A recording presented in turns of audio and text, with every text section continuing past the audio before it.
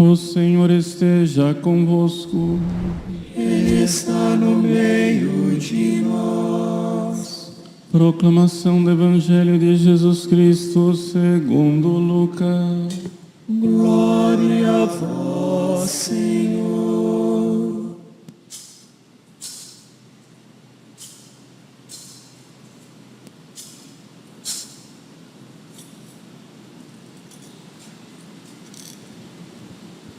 Naquele tempo, os 2 discípulos contaram o que tinha acontecido no caminho e como tinham reconhecido Jesus ao partir o pão. Ainda estavam falando quando o próprio Jesus apareceu no meio deles e disse: "A paz esteja convosco." Eles ficaram assustados e cheios de medo, pensando que estavam vendo um fantasma. Mas Jesus disse: "Por que estáis preocupados e por que tendes dúvida no coração?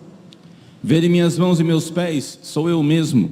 Tocai em mim e vede, um fantasma não tem carne nem ossos, como estáis vendo que eu tenho." E dizendo isso, Jesus mostrou-lhes as mãos e os pés.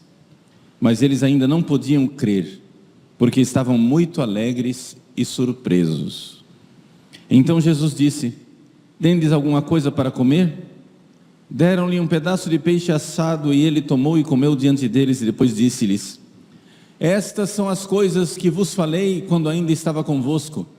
Era preciso que se cumprissem as Escrituras sobre mim, na lei de Moisés, nos profetas e nos salmos." E então Jesus abriu a inteligência dos discípulos para entenderem as Escrituras. E lhes disse: "Assim está escrito: o Cristo sofrerá, ressuscitará dos mortos ao terceiro dia, e no seu nome serão anunciados a conversão e o perdão dos pecados de todas as nações, começando por Jerusalém. Vós sereis testemunhas de tudo isso." Palavra da salvação. Glória a vós, Senhor. Aleluia, aleluia, aleluia.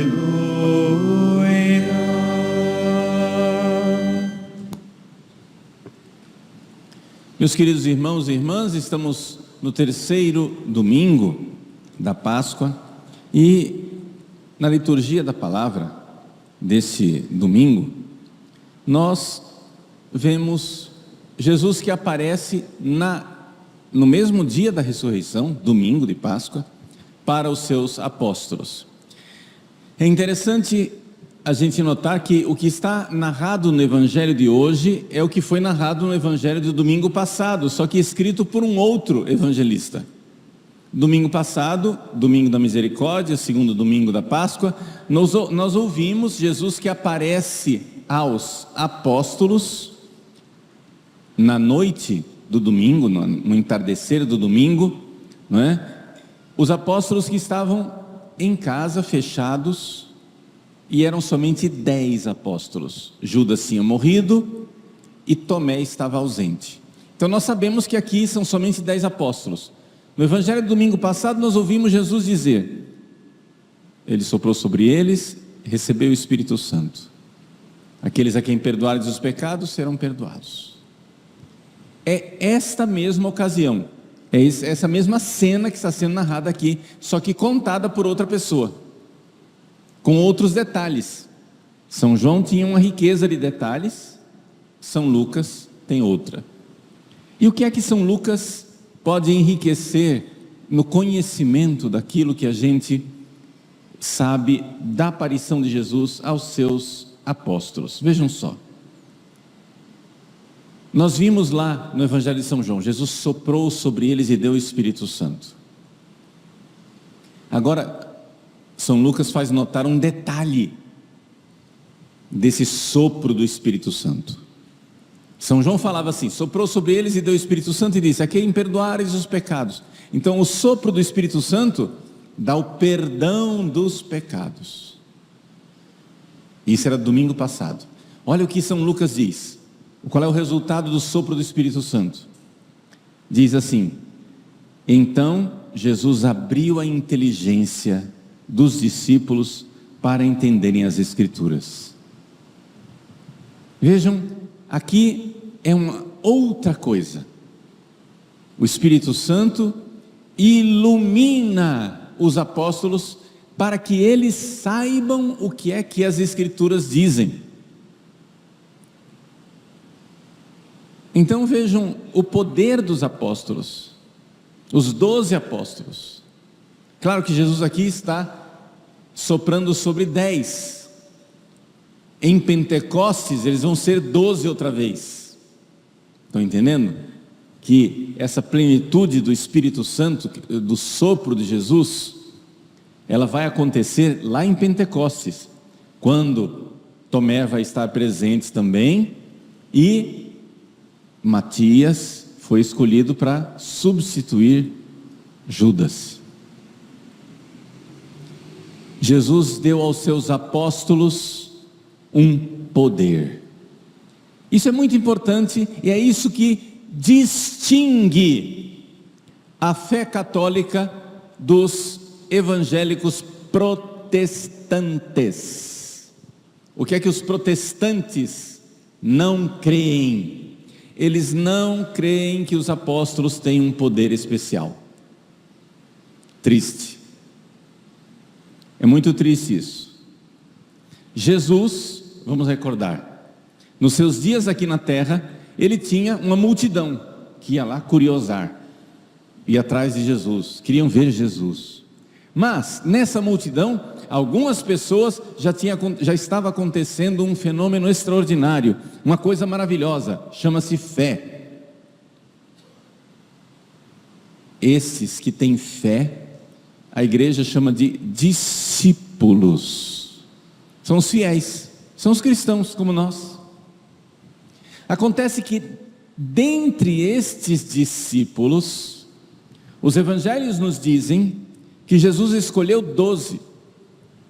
E São Marcos diz com toda clareza: e Jesus os constituiu 12, como número estável. Ele constituiu 12, ele separou. São Lucas diz que esses 12 foram separados depois de uma noite de Jesus em oração.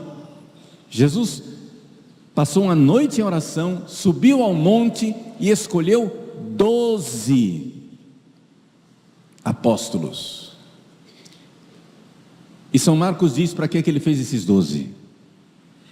Para estarem com ele e para enviá-los em missão. Eis aí o verdadeiro significado do discípulo missionário. Discípulo, estar com Jesus, primeiro aprender com Jesus. Aprendam com Jesus, mudem, e depois vocês vão ao mundo, para mudar o mundo. Infelizmente o que a gente está vendo em muitos lugares é exatamente o contrário. Discípulo missionário para algumas pessoas é o seguinte: os discípulos vão como missionários para o mundo, para aprender lá no mundo como que deve ser. Eles tomam anticoncepcional. Então nós católicos temos que nos adaptar aos tempos modernos. Eles têm casamento gay. Então nós católicos temos que nos adaptar aos tempos modernos. Eles aceitam o aborto. Nós temos que nos adaptar. Eles têm o divórcio. Nós temos que nos adaptar. Eles veem pornografia, se masturbam. Nós temos que nos adaptar. Eles fazem sexo antes do casamento. Nós temos que nos adaptar. Vejam o que é o discípulo missionário às avessas. É o católico que perde a sua identidade. Ele vai para o mundo em missão para aprender com o mundo. E tem gente que acha que é assim mesmo. Isso aqui é o pior.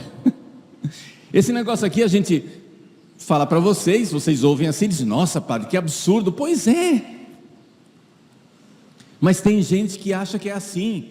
Eles olham para o católico que tem identidade católica e bate no católico. Pá! Você tem que ser igual a todo mundo. Pá! E bate. Pá!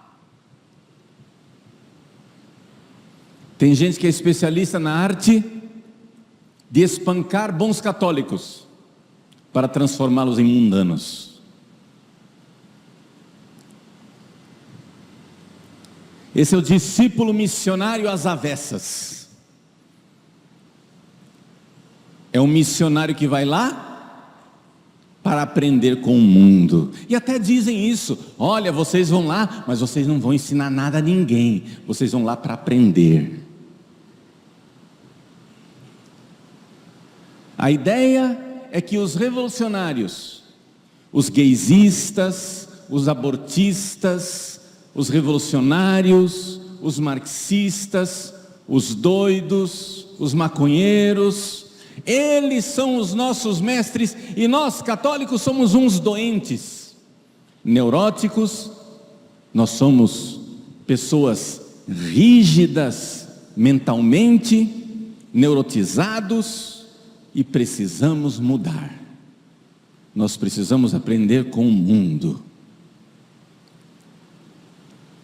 Bom, me desculpe, mas basta você ler o Evangelho e você enxerga que não foi isso que Jesus fez. Jesus disse: vocês pensam que eu vim trazer a paz? Eu vim trazer a espada, vim trazer a guerra. Porque quando você crer em mim, você volta para casa, você vai voltar diferente, já vai dar confusão. Não que você vai lá criar a confusão, não, nós católicos não queremos criar a confusão, mas a gente termina criando. Por quê? Porque se eu vivo a castidade no meio de pessoas que estão no pecado,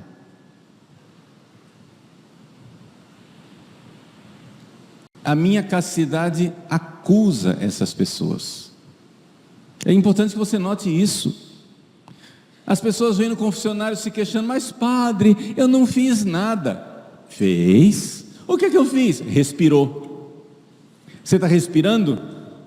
Você já é um erro. Só de respirar você está errado. Por quê? Porque você crê em Deus, você está na luz, você não quer saber do pecado. Você peca, mas você odeia seu pecado. Você erra, mas você se arrepende. Você é egoísta, mas você quer amar. Você ainda não é santo, mas você quer ser santo. E de ser assim, você já é uma agressão. E é importante que vocês saibam disso. É importante que vocês saibam que todo bom católico será um incômodo. Você pode tentar passar disfarçado, ok? Eu até aconselho, em alguns lugares, que você se disfarce mesmo. Entendeu? Se disfarce. Olha, se você sabe que vai ser agredido gratuitamente e não vai ter nenhum efeito bom, vai para as catacumbas. Não foi o que os primeiros cristãos fizeram? Você vê uma locomotiva vindo na sua direção, ela vai passar por cima de você. O que é que você vai dizer? Eu sou um católico muito destemido, corajoso, vou ficar aqui para mostrar que eu tenho coragem. E a locomotiva, brum. Não, você é um suicida, você é doido. Nós estamos num mundo onde você tem que saber que o fato de você ser católico é um crime. Isso não está dito em lugar nenhum, mas está ficando cada vez mais verdade. O fato de você ser católico é tido por muitos como uma agressão.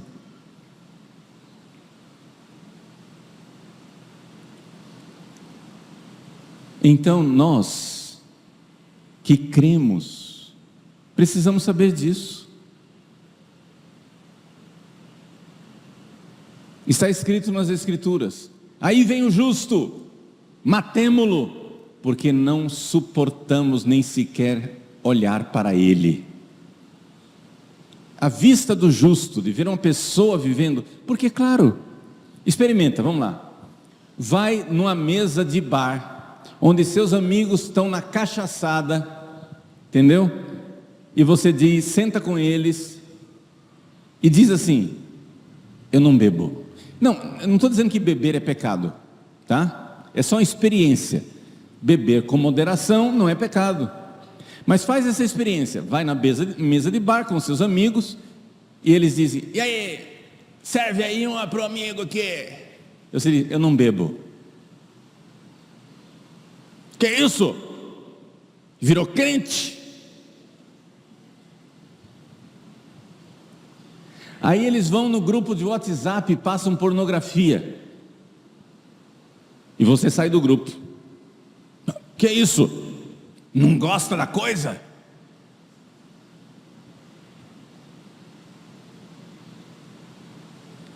Veja, eu estou reproduzindo coisas que vocês vivem, sim ou não?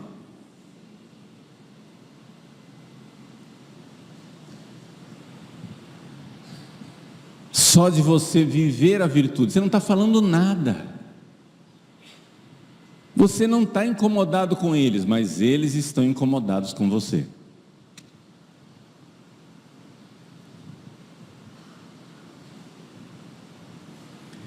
Nós não somos do mundo. Nosso Senhor disse isso na última ceia. Pai Santo, eles estão no mundo, mas eles não são do mundo. Ou seja, nós não temos essa espiritualidade mundana. Jesus escolheu 12, separou os 12. Vejam a diferença nossa entre nós católicos e os evangélicos. Tem a multidão e tem os discípulos que creem. Até aqui estão igual aos evangélicos. O discípulo que crê é o discípulo que começou a crer em Jesus e ele fica diferente. Até aqui está mais ou menos igual aos evangélicos. Você pelo seu testemunho cristão, porque você não faz a arruaça que o pessoal do mundo faz, só de você respirar você já está errado. Você não precisa nem falar, nem abre a boca. De respirar você já está errado. Só que os católicos dão um passo a mais. Não tem só a multidão e os discípulos diferenciados porque tem fé. Nós temos os apóstolos. No meio daqueles discípulos que têm fé, Jesus separou 12 para estar com ele. Um padre, um bispo, não porque está no estatuto do seminário ou no código de direito canônico, pela própria constituição de Jesus.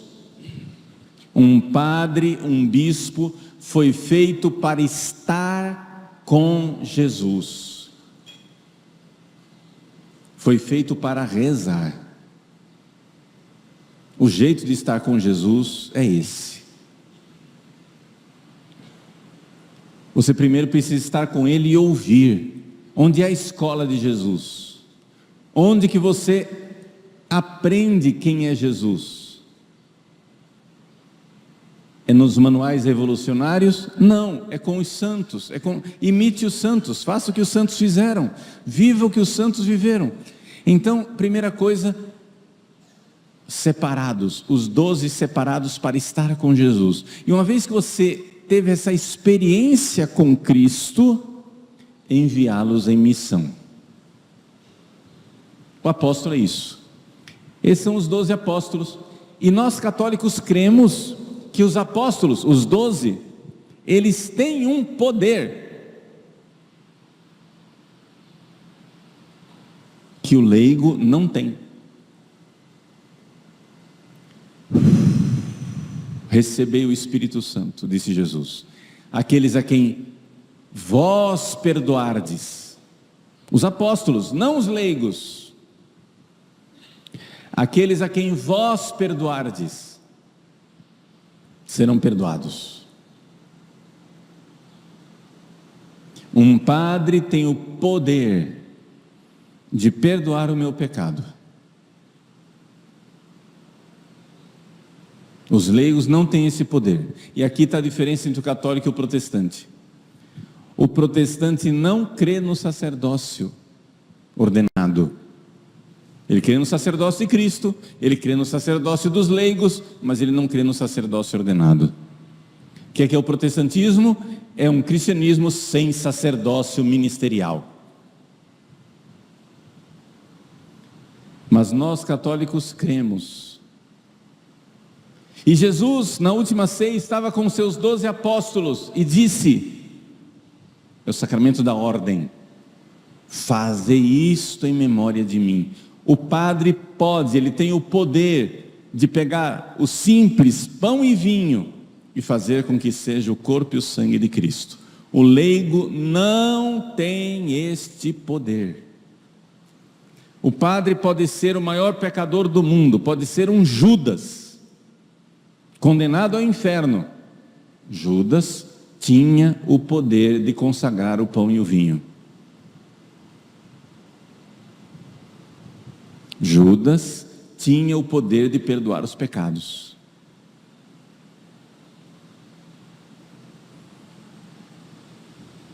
Quando a igreja diz que o sacerdócio é santo, ela não diz que os padres pessoalmente são santos. Alguns são, todos deveriam ser, mas infelizmente tem Judas na história. Tem Judas que foi condenado ao inferno, tem Pedro que não está no inferno, hoje está no céu e é um grande santo, mas no meio do caminho também deu seus tropeços. E assim a igreja nos ensina que é que nós temos que esperar do sacerdote. Devemos esperar dele que ele seja um amigo de Jesus. Jesus separou os 12 para estar com ele. Mas embora Judas estivesse com ele, embora Pedro estivesse com ele, não pensemos que isso automaticamente já faz a pessoa santa. Mas é a missão, é a identidade do padre. Estar com Jesus e ir em missão. Então vejam, o apóstolo tem o poder de perdoar os pecados, o apóstolo tem o poder de consagrar o pão e o vinho, e ser o corpo e sangue de Cristo. O apóstolo tem o poder de interpretar as Escrituras. É o evangelho de hoje. Jesus deu a eles a inteligência. Jesus abriu a inteligência dos discípulos para entenderem as Escrituras. O que quer dizer isso? É o magistério da igreja. A nossa fé é apostólica. Quando a gente diz aquele creio mais comprido, o credo niceno-constantinopolitano mais comprido, a gente diz assim: creio na igreja una, santa, católica e apostólica. Creio na igreja una, santa, católica e apostólica. O que quer dizer isso? Quer dizer que a nossa fé é a fé dos apóstolos. Não é isso que põe a igreja de pé. É isso que segura a igreja de pé.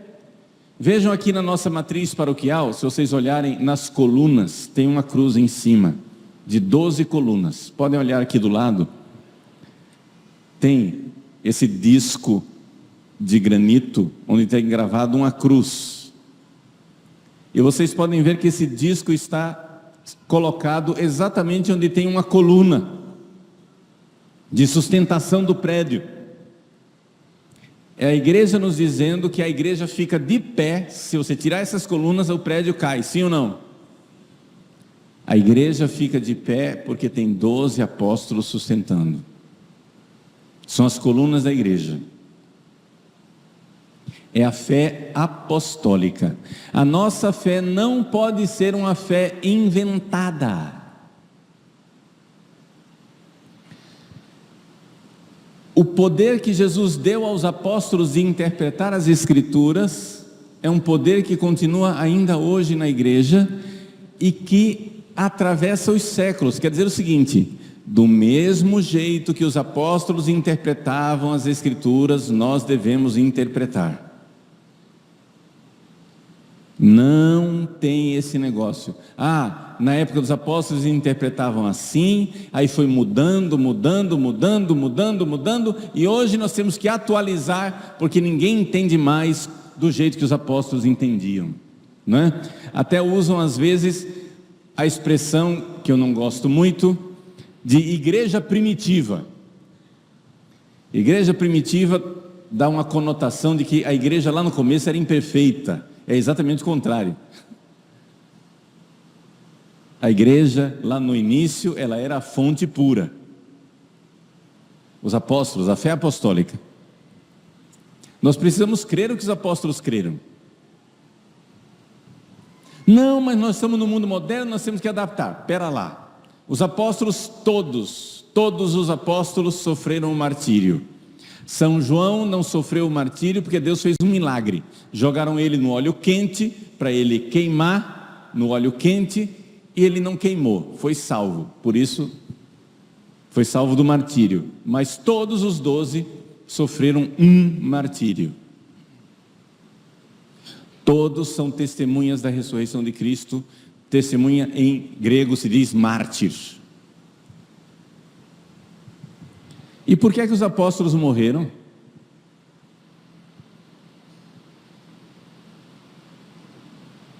Eles estavam lá no Império Romano.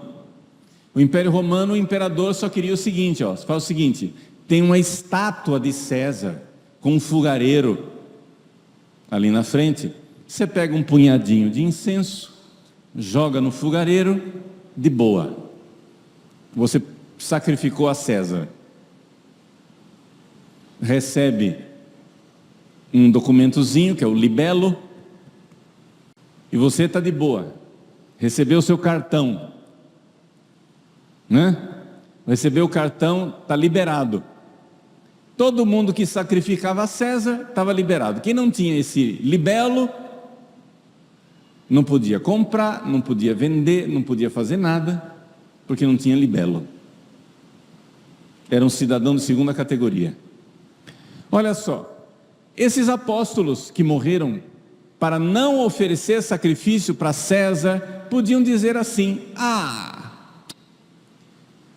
mas a gente pode fazer um macroecumenismo, não é isso?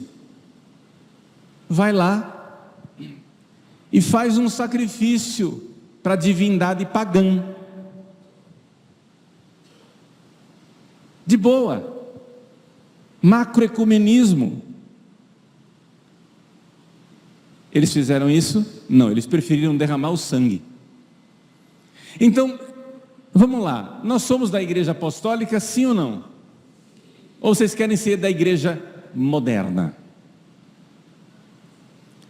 A igreja inventada pelo último teólogo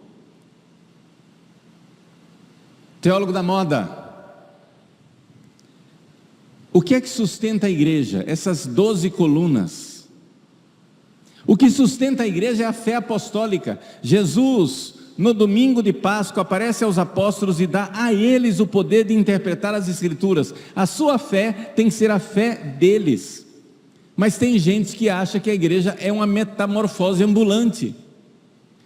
Nos apóstolos criam de um jeito, aí de uma geração seguinte, a fé mudou, aí depois mudou outra vez, e mudou outra vez, e mudou outra vez, né?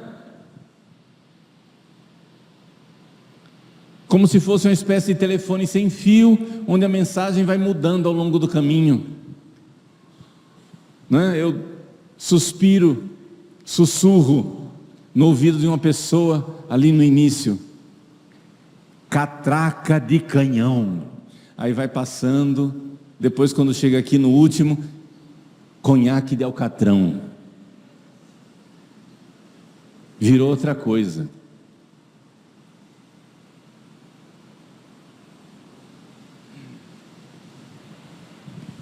Não é assim. A igreja tem a assistência do Espírito Santo para manter a mesma fé dos apóstolos. Qual é a finalidade dos bispos?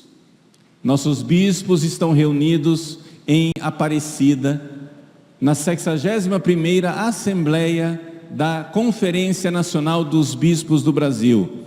Vamos rezar pelos nossos bispos, não é? O site da CNBB Nacional estão pedindo oração pela Assembleia dos Bispos. Rezemos por eles, para que eles cumpram a sua missão. E qual é a missão dos bispos? Conservar a fé dos apóstolos. O bispo é uma instituição conservadora, não revolucionária. Um bispo é para conservar a fé, para garantir que o que nós cremos hoje é aquilo que os apóstolos creram, porque ele é um sucessor dos apóstolos. Rezemos pelos nossos bispos, para que eles continuem sendo estes sucessores que conservam a fé dos apóstolos. Nós não somos protestantes, nós cremos. Quando a gente vê um bispo, nós beijamos o anel do bispo, porque nós temos fé no que ele é. É necessário beijar o anel dos nossos bispos, porque a nossa comunhão com Deus depende da nossa comunhão com eles. Mas para que isso aconteça, para que esse mecanismo aconteça de verdade, é necessário que a gente saiba que os padres e os bispos são aqueles que mantêm a comunhão com a mesma fé dos apóstolos. Não é uma nova fé. Nós não somos discípulos missionários que vão aprender com o mundo. Nós somos discípulos missionários que estão com Jesus e os envia em missão para mudar o mundo. Essa é a pretensão da Igreja Católica desde sempre. Nós queremos que o mundo todo seja católico.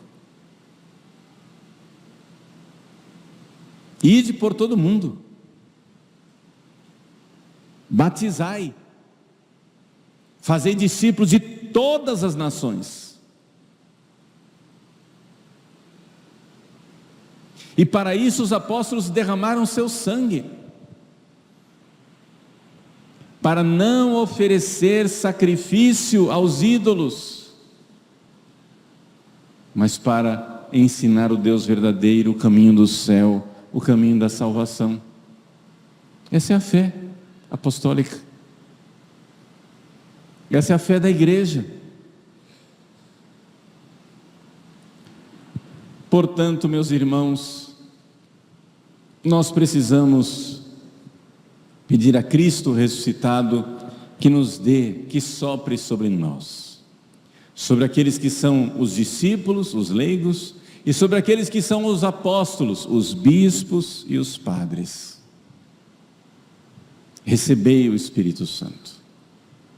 Recebei o Espírito Santo para renovar a fé que faz o bispo e o padre ter o poder de oferecer o santo sacrifício da Eucaristia, não os leigos. Os leigos não oferecem o sacrifício da Eucaristia, oferecem o sacrifício de suas vidas.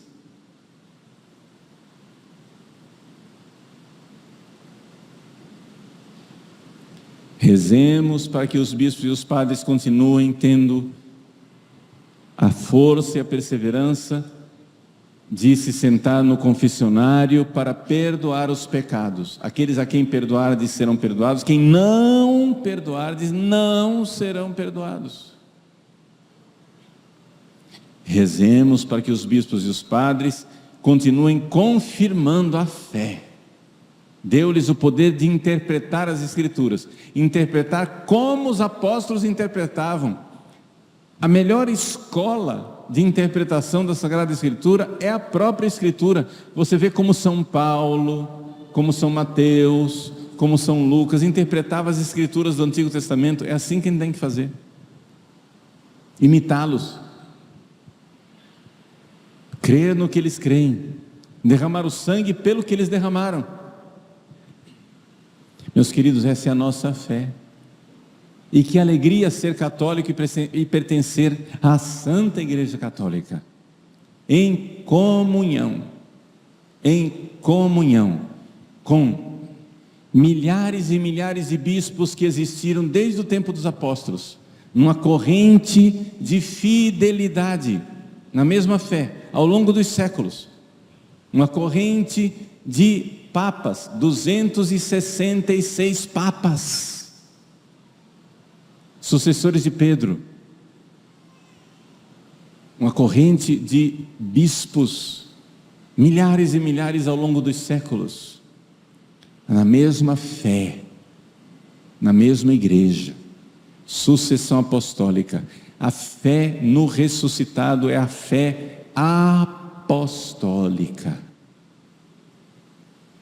Não aceitemos contrafação, não aceitemos produtos adulterados.